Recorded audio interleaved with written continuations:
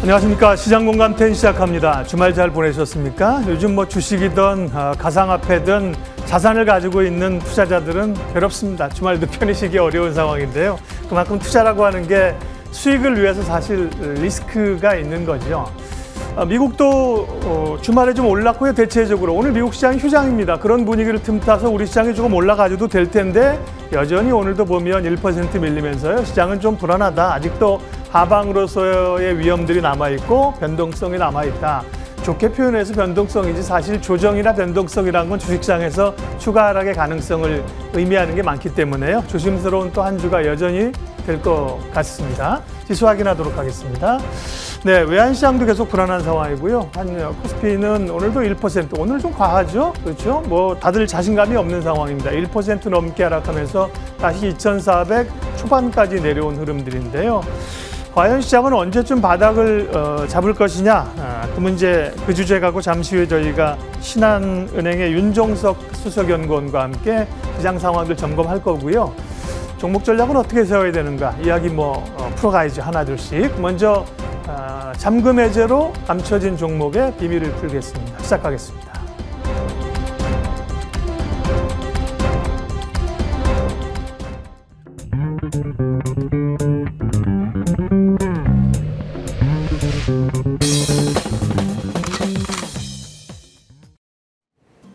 잠금 해제 시간입니다. 삼성전자, 카카오, 하나금융, HMM, 과거 한 번쯤은 랠리를 주도했던 대형주들이 오늘 외국인의 매도 상위에 또 나란히 포진되어 있습니다.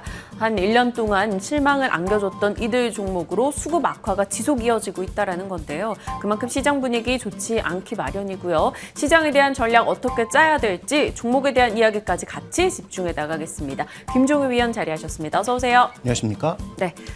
오늘 시장 얘기보다 그냥 종목에 조금 더 집중을 하고자 합니다. 위원님과 좀 분위기가 그래도 괜찮은 쪽을 찾아보니까 오리온이 눈에 띄는데요. 오리온이 최근 들어서 수출 데이터 내용을 봐도 분위기가 괜찮았다라는 소식이 많이 들리고 있습니다. 오리온의 상승을 두고 김 위원님께서도 또 나름 투자 아이디어를 찾고 계신다고요. 네.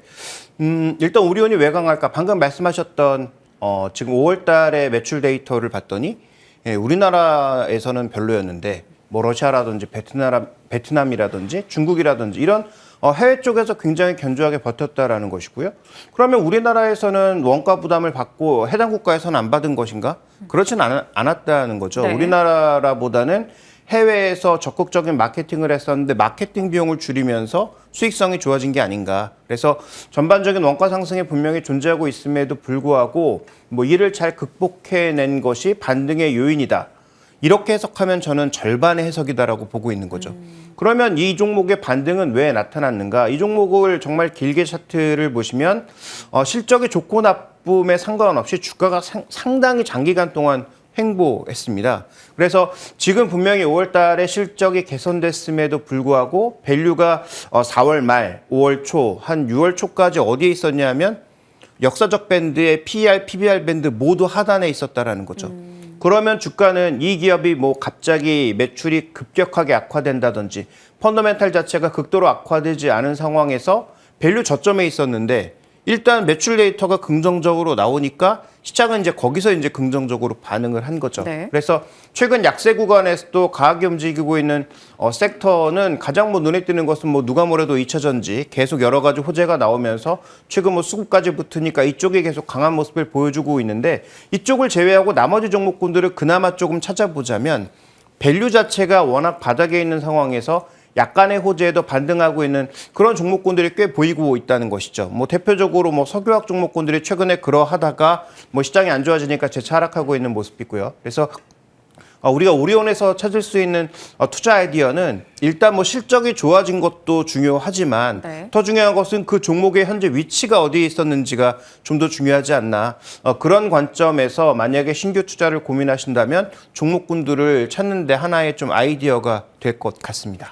오리온 자체에 대해서는 그렇다면 김 위원님은 더 여력이 있다라고 보시는 거죠? 네, 현재 구간에서는 아마도 이런 종목 외에 다른 선택을 하기가 조금 어려워서 오리온에 대한 추가적인 상승도 조금은 더 이어질 수 있지 않을까라고 보고 있습니다. 네. 오늘 준비해 주신 잔금 해제 종목들이 개인 투자자들이 조금 전 말씀하신 그 위치와 자리가 어디쯤 와 있을까 많이들 궁금해하는 종목일 거라 생각이 됩니다. 첫 번째 종목 열어보시죠. 잔금 해제 해보겠습니다. 기아입니다. 다시 바닥으로.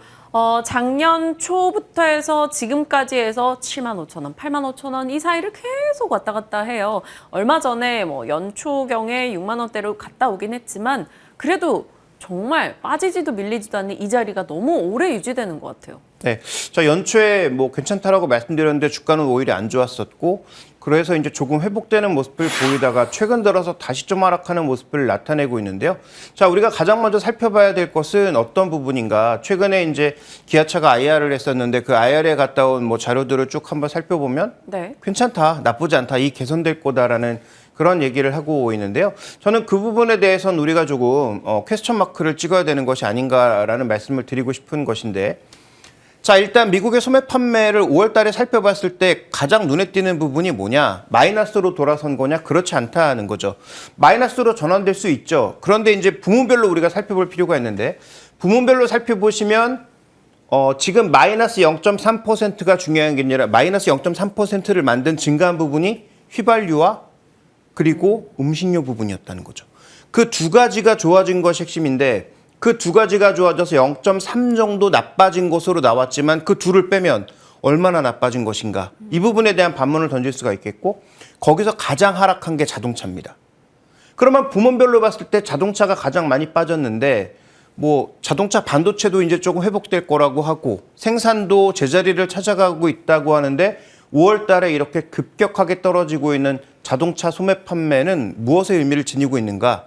올라가는 금리 때문에 할부 금융에 대한 부담을 느끼고 있는 것은 아닐까? 우리가 좀 그 부분을 주목해 봐야 될 것 같습니다. 그래서 현재 구간에서 우리가 주목해 봐야 되는 포인트는 미국 시장이라고 하는 큰 시장에서 자동차 소비가 전반적으로 또 둔화되는 모습을 보일 경우 이게 뭐 국내에서 뭐 인기차종 같은 경우에 1년 넘게 기다려야 되고라고 하지만 전체적인 이 수요가 이제 둔화되는 모습을 보일 경우에 과연 기아차, 현대차는 잘 버틸 수 있을까? 미국의 주요 자동차들도 여전히 신저가에 머물고 있는 또 신저가의 속도가 빨라지고 있는 현재의 그 추이를 생각해 봤을 때 우리의 고민이 좀 더 깊어지는 그래서 하반기는 좋아지고 당연히 주가가 더 올라갈 거라는 그런 예상을 많이 하고 있지만 지금 이번에 IR에서 얘기했던 뭐 8%의 뭐 마진율 이런 것들이 잘 지켜질 수 있을지는 좀 고민스럽다 이렇게 봐야 될 것 같습니다. 네, 알겠습니다. 사실 뭐 국내 자료긴 합니다만 최근 들어서 지난해 주문을 많이 걸어놨던 차량에 대한 취소 물량도 조금씩 나오고 있다라고 하니까 이런 부분들도 하나씩 따져본다면 분명 부담이 될 수 있지 않을까라는 생각도 듭니다.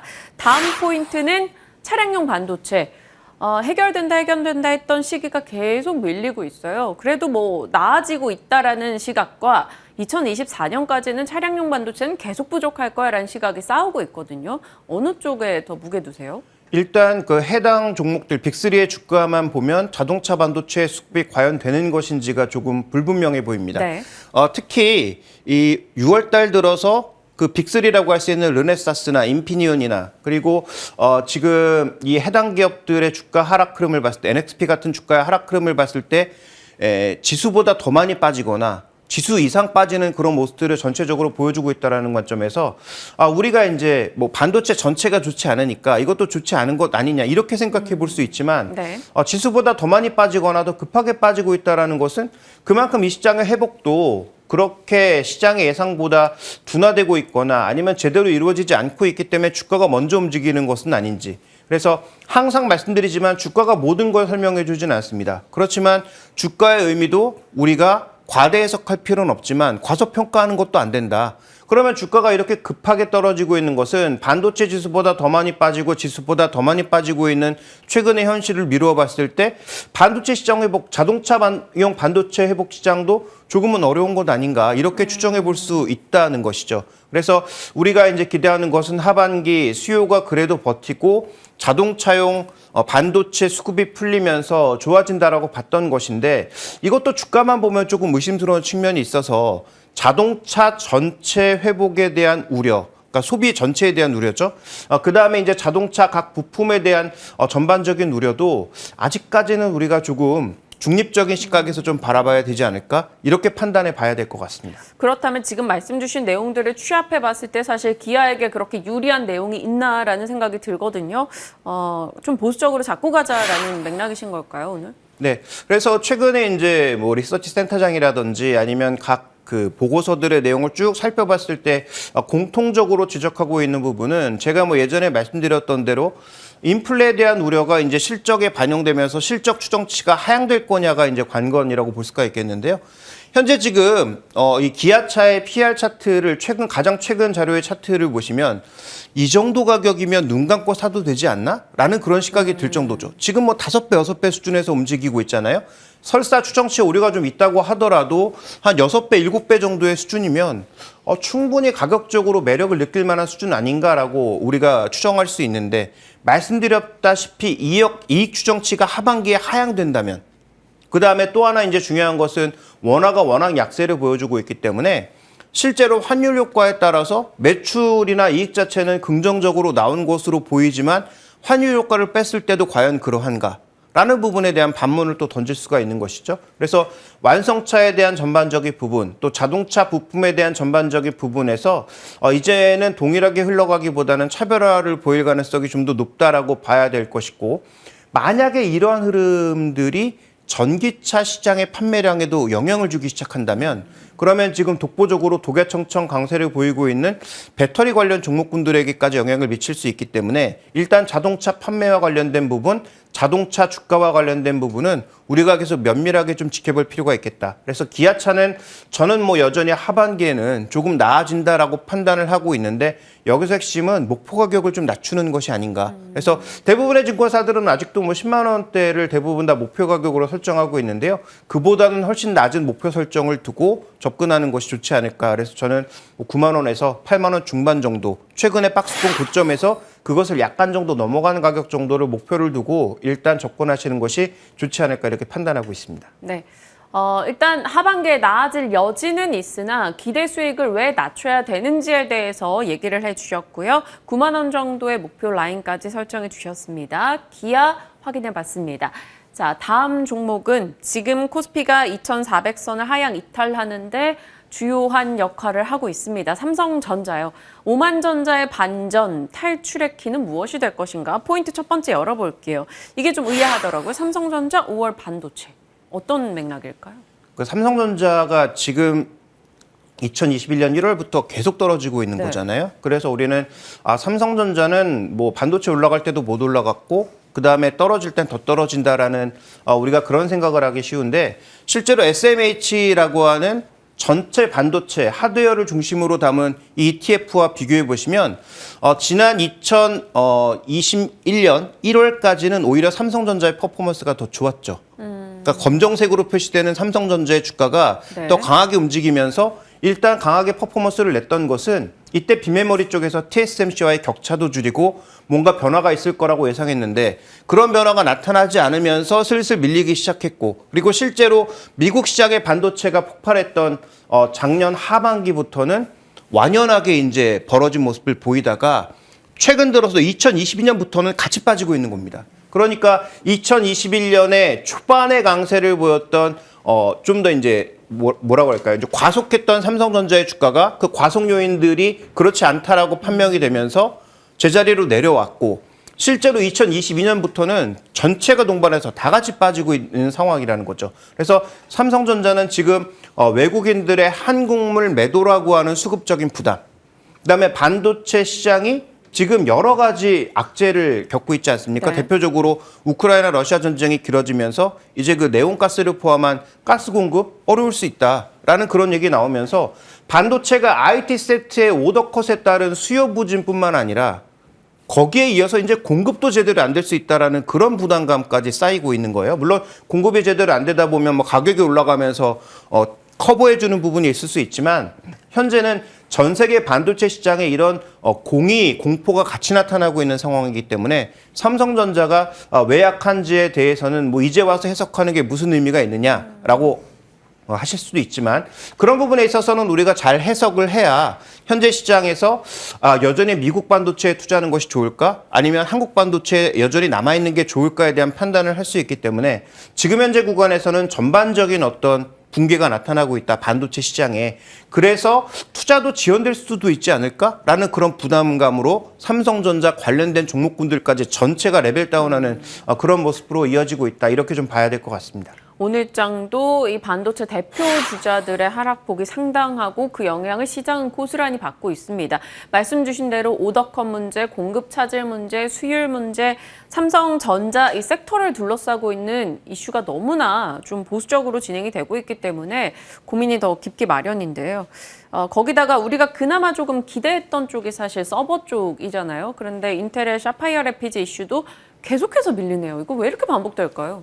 그러니까요. 이건 뭐 누구도 예상하지 못했던 부분이 아닐까 싶은데 2021년, 2022년 계속 지연되고 있는 상황이니까 네. 과연 그러면 2022년 3분기 안 나오니까 4분기라고 했는데 4분기에는 또 누가 나올 거냐면 엔비디아 제품들도 나옵니다. 엔비디아 서버용 제품들이 이제 나오기 시작하거든요. 그러면 AMD도 시장에 침식당하고 있는 인텔이 이쪽에도 엔비디아에도 이제 침탈당할 수 있기 때문에 그러면 이때는 내놔야 된다라는 그런 시각이 나오고 있는 건데 현재 인텔의 기술력이나 인텔이 지금까지 지나온 어떤 최근의 그 추이들을 보니까 과연 약속을 지킬 수 있을지에 대한 이 반문이 되는 거죠. 그러면 이게 4분기에 나온다고 하더라도 실제로 4분기에 나오면 그 3분기에나 이제 매출이 발생할 건데 여기에 대해서도 우리가 확신할 수 없으면 DDR5에 대한 기대감 자체가 꺾일 수 있고 그래서 최근에 뭐 심택이라든지 이런 종목군들도 전체적으로 주가 탄력이 줄어들고 있는 것은 바로 여기서 좀 기인하고 있는 것이 아닌가. 그래서 먼저 올려놨던 전반적인 재고량이나 출하가